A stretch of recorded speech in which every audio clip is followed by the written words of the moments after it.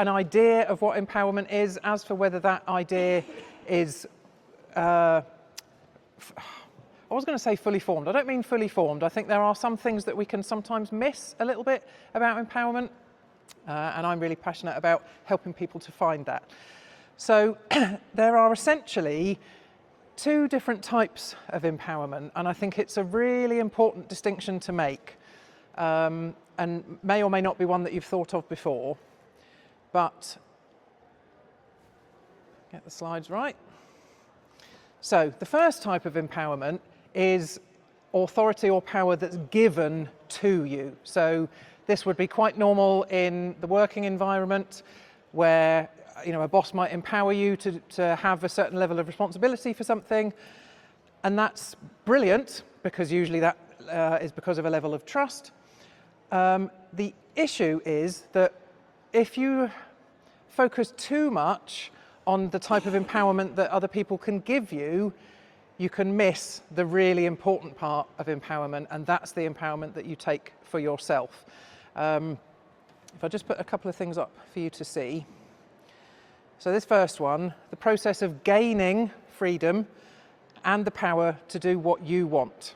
Quite often, if there is a lack of self-belief or confidence, that can be really hard to take that for yourself. If you take nothing else away from today's talk, it's that you are in charge of your own empowerment. In the true sense of empowerment, a real feeling it deep down in your gut, it's about the empowerment you take for yourself. No one can give it to you. Process of becoming stronger and more confident, especially in controlling your life and claiming your rights. I think it's too easy to go along with what's happening in life. I think we've probably all been there, I've been there too, where you stay in the situation you're in because it feels safe. You may not feel empowered, but it's safe enough, and you carry on because we like to feel safe. We all hear things like the magic happens outside the comfort zone, and I think that's absolutely true. But that comfort zone's quite nice, thanks very much. I feel okay here. I'm in my little box and I'm happy and I'm okay. The trouble with that is that can really keep us small. It can make us not go ahead with things that we really want to do in life and in business. And it really can impact the way we think about ourselves. Has anyone here ever had any kind of thought whatsoever that's a doubtful thought about yourself and about your abilities? Yeah, okay, that's normal. So that's the first thing to say. That is completely normal. Don't ever think, my self-belief is up here. Doesn't mean I don't have self-doubt though. I'm going to have days where, I'm really doubting the direction I'm moving in, or whether someone wants to work with me, or whatever it might be. We all have those doubts, and that makes us normal. But that's why it's even more important for us to take that empowerment for ourselves. So, I'm going to take you through some ways that we quite often can disempower ourselves, and I'm really interested to know if any of them resonate, and if you've got personal experiences that show up exactly what I'm talking about in your own life. So the first one is failure. Who here likes failure? Okay, there's some interesting things going on, okay. Which is great, because obviously failure is how we learn. When we are learning to walk, we don't stop because we failed the first time. We keep going, we carry on, we hone the skill, and then eventually we can walk. In terms of failure, it's really, really easy to beat yourself up. And again, anyone here ever beat themselves up over failing at something?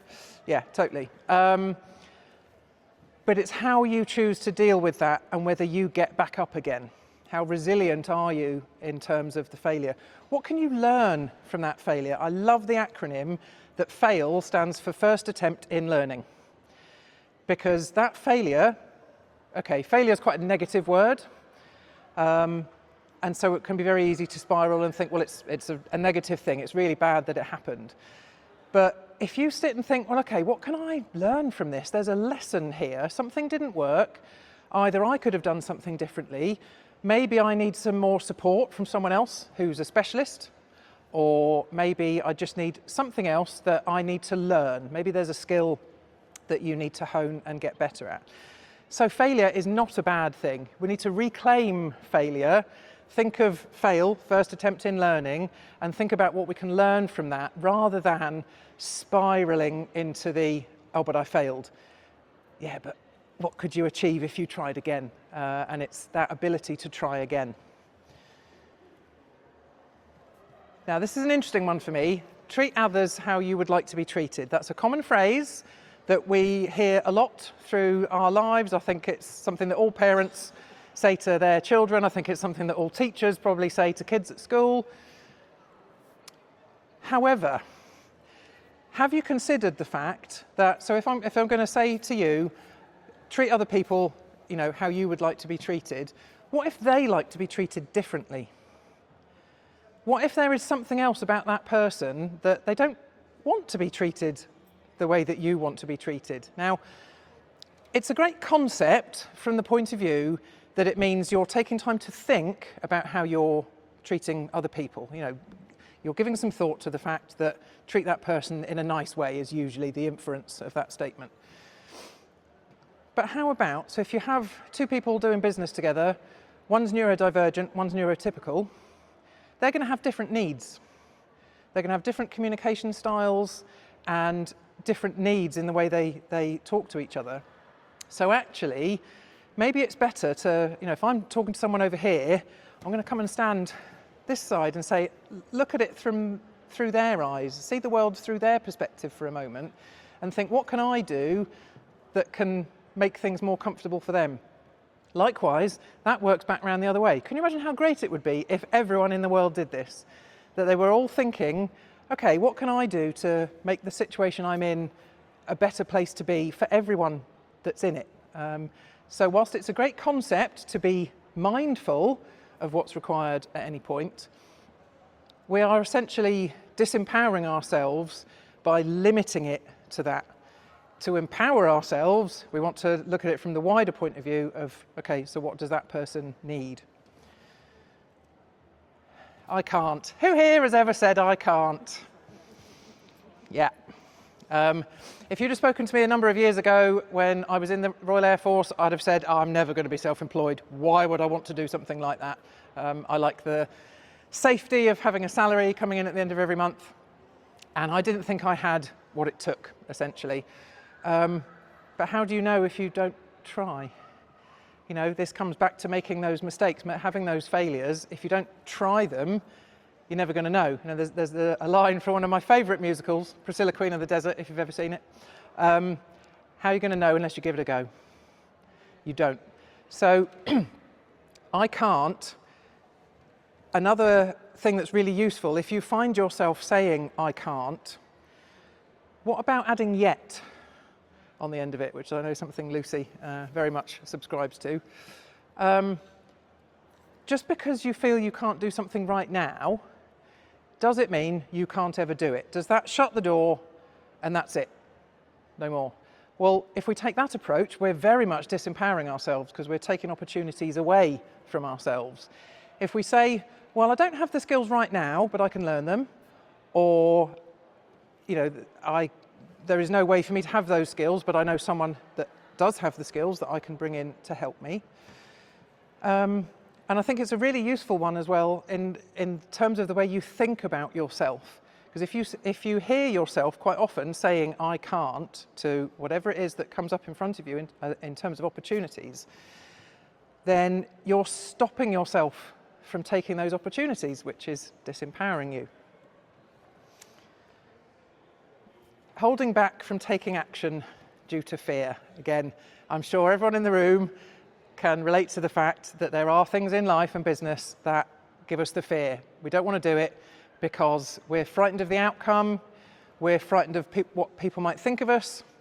There are so many things that can go on in our heads when it comes to fear, and it can really stop you in your tracks because it comes back to we like that comfort zone space. We want to be in a space where we feel safe. We don't want to feel threatened. The fight-flight response, all of that limbic system is trying to keep us safe. Back when years ago it used to keep cavemen safe from saber-toothed tigers. These days, hopefully, there are no saber-toothed tigers running about the place. But our brain doesn't know how to distinguish between the threat of a saber-toothed tiger and the threat of, oh my God, I don't want to go live on social media. What on earth are people going to think of me? You know, ridiculous really to compare the two, but the brain doesn't know the difference between those two fears. If you go into a state of fear, then you're in fear. It doesn't matter what got you there. So when we listen too closely to the fear, we're going to hold ourselves back from taking action. And again, this is just as applicable to life and business.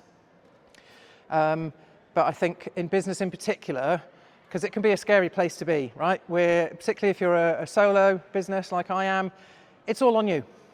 You're the one making the decisions. You know, you might have a great supportive load of people around you, but the decisions come down to you. And if fear is stopping you from moving forward and doing something with your business that you really believe would be good for your business, you think you'd enjoy it, you think it can increase your turnover, but you don't do it because you're frightened of what people might think. Will it be successful? You know, there's any number of things that we tell ourselves in terms of self-doubt. So have a think. Where are you? If you are doing that to yourself, where are you doing that to yourself? What elements of your decision-making process are affected by fear? Does that fear stop you in your tracks to keep you safe from the saber-toothed tiger? Or do you think, stuff it, I'm going to do it anyway. I'm going to feel that fear and use it and embrace it and push forward anyway. Victim mode. Now this is a really common way that we disempower ourselves, because you're in a situation, again, it doesn't matter whether it's life or whether it's business, but if you feel hard done by and that something in the world is, you know, not got your best interests at heart and is trying to pull the rug from under you and, you know, all that sort of stuff, it's really easy to fall into victim mode where we're thinking, oh, well, you know, it doesn't matter what I do, it's not going to work, you know, and you go into that mode where everything feels a bit helpless. No one wants to feel helpless, do we? Now, this doesn't mean that, you know, all of these things, it doesn't mean that you never feel them. You don't suddenly stop feeling all these things, but it's the choice that you're making in terms of how much you let that influence your decisions. So if you go into victim mode, nothing wrong with that. But how long do you stay there? And what do you choose to do about it? Because if you choose to stay there, then you are disempowering yourself. And obviously, the whole point of this is that's not what we want. Self-validation. So this is a particularly important one from my point of view. In my previous career in the Air Force, I got to a point where my self-belief was on the floor. I didn't validate myself at all because I didn't have the external validation of promotion and career progression. I assumed, wrongly, that if I had that career progression and I was promoted, that all of a sudden I'd be a worthy person, and that's, you know, it's ticking the box, because it's, you know, don't get me wrong, it's lovely to be promoted, surely, you know, hopefully we've all had that experience at some point in our lives. But a really, really hard lesson that I had to learn is that I had let them take my self-belief away. So when you rely on external validation from your work, from your family, from wherever, that means you're not going to feel good about yourself unless you get that validation. So what if you're not getting that validation? You're then going to feel rubbish, like I did, but you're going to stay there, because if you're reliant on that validation and it never comes, well, guess what? Nothing's ever going to change. And for me, that was it was quite a bitter pill to swallow.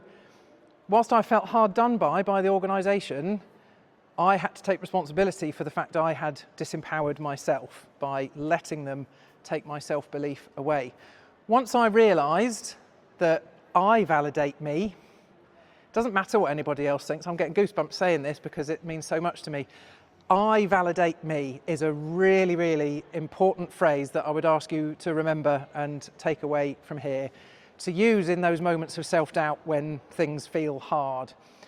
Because if you validate yourself first, believe in yourself, love yourself, give yourself compassion, in the moments where you're not getting validation from elsewhere, yes, it's lovely to be validated. You know, as business owners, we like to get good testimonials that validate from an external source how well we've done our job, how much we've been able to help somebody. But when you validate yourself first, it's so much more powerful because you're not reliant on getting it from elsewhere. But when it comes from elsewhere, it's absolutely the icing on the cake, the cherry on top of the icing. It's absolutely brilliant. It becomes so much more meaningful because you haven't relied on it. You've taken the choice, and it is an active choice, to believe in yourself first and validate you first. And I think this is one of the things that I see so often with people, is not validating themselves first.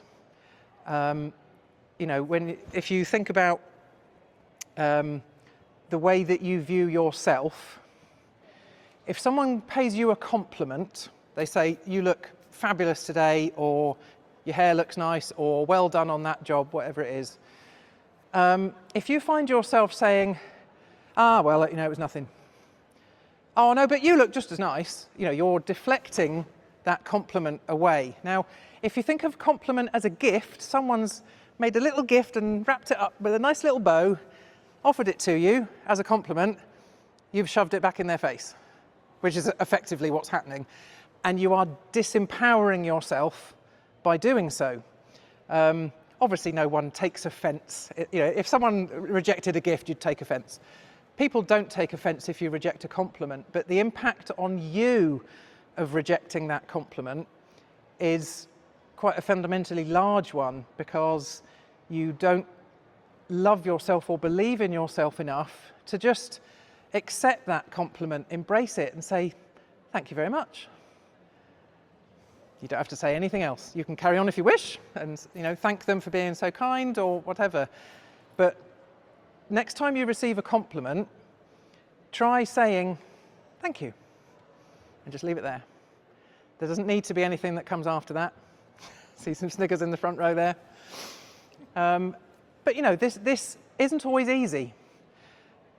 But this is where we have to take charge and take that empowerment for ourselves by consciously deciding that this is what we're going to do. And again, this comes back to the fact that it's quite easy to subconsciously disempower ourselves, and it's just all these little things that if we chose to act slightly differently, over time there'd be a quite significantly different outcome. Self-love. This is a big one, another big one. We all have all sorts of amazing and wonderful myriad things going on within our person. We all have things you might consider to be positive, you all have things that you might consider to be negative. Self-love isn't about, so there's often two misconceptions about self-love. The first is, well, I can't love myself because that's arrogant. Actually, no, it's not, but you know, it can be. You know, when we think about arrogance, there is a certain impression that's given in terms of arrogance being a bad thing. But there's also an assumption that self-love is, well, I've got to focus on all the good bits about me.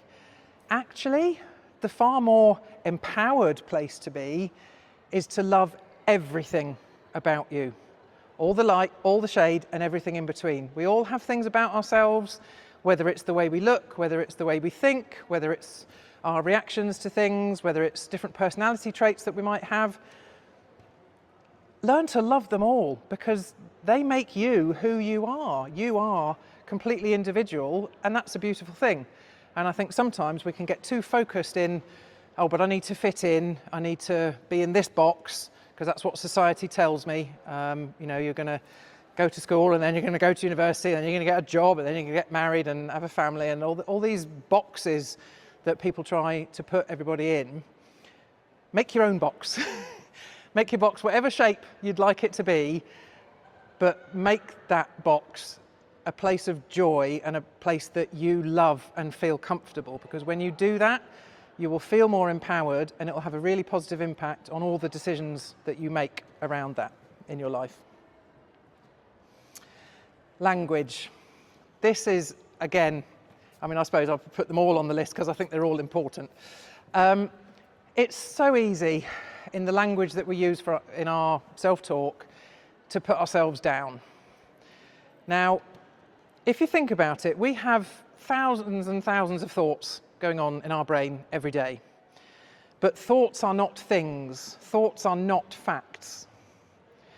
There's a great book by Mo Gawdat, and he describes that if I tell you there is an orange on a plate on the dining room table, in that room, chances are you're going to believe me because you trust me, I hope.